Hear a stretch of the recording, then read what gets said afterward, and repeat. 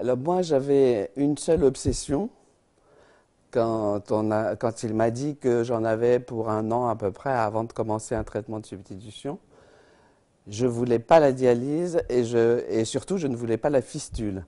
Mais il m'a dit, mais vous savez, il y a donneur vivant. Et quand je suis rentré à la maison, j'ai raconté l'histoire à Christian, mon compagnon, et il m'a dit, mais tu sais, moi je suis au moins et je te donne tout de suite un rein. Alors moi j'ai dit, mais non, je veux pas te prendre un rein. Je suis pas une sorcière qui va t'extirper un organe. Je ne veux pas. En même temps, si je suis vraiment honnête, je pense que dès qu'il m'a proposé son rein, quelque part bien profond dans moi, il y avait oui, oui, oui, je suis d'accord. Nous sommes retournés voir ce néphrologue et là nous avons parlé, échangé, je me suis mis à pleurer, j'étais ému et Christian maintenait sa proposition et voilà, et ça a commencé comme ça et on a commencé ensuite à discuter et il m'a dit un argument qui m'a beaucoup fait réfléchir et qui m'a fait accepter sa proposition. Il m'a dit, mais tu sais, ce qui est formidable là-dedans, c'est qu'on peut faire quelque chose ensemble. Et donc c'est pour ça que c'est vrai que moi, spontanément, je disais notre greffe. Bon, c'est pas notre greffe, c'est ma greffe grâce à lui. Mais c'est une action commune. Et nous y sommes allés tous les deux et c'était vraiment quelque chose de très plaisant parce qu'on n'a pas arrêté de rigoler quand on s'est rasé l'un l'autre.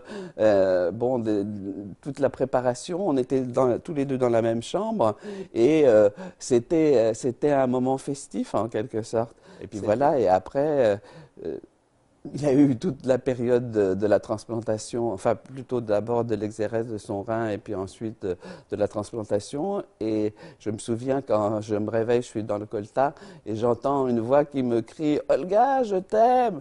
Et moi j'ai coassé quelque chose en retour. Voilà, ça c'était, on l'avait fait.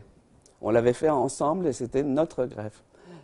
Moi, ben, j'ai été soumise à beaucoup d'examens. Il y a un suivi très proche dans les premiers jours et les premiers mois après la greffe. Mais bon, sans chose particulière. J'ai eu aussi la chance de ne pas souffrir beaucoup. J'ai pris très peu de morphine, donc ça s'est très très bien passé.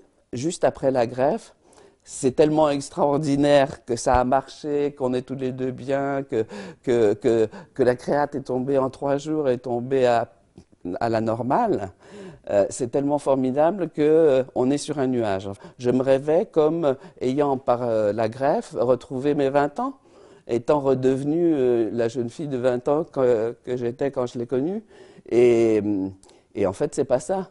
C'est-à-dire qu'en fait, ben, on a des difficultés d'un ordre ou d'un autre, et c'est ça la réalité. Et après la greffe, avec le temps, petit à petit, on accepte et on se remet au niveau des pieds sur terre, enfin de la réalité.